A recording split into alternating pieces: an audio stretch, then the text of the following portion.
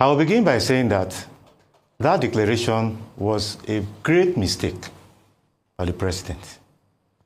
And I'll break them down. First, because there were other alternatives, less controversial, less complicated, more legal, and more rational. That's why some people are saying that the Supreme Court is now more political than legal.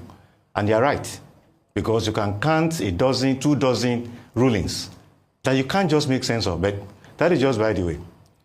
Now, returning to Rivers, the simple way the president could have handled this matter would be to call Wike, who is his minister, and say, call these 27 lawmakers. Rivers must forge ahead. In all of these things, you talk about Wike's interest, Fubara's interest, Tinubu's interest of 2027. Nobody talked about the interest of Rivers people. So he should have just called Wike, say, call these people. The Supreme Court has ruled. They have to implement the judgment of the Supreme Court, whether you disagree with it or not.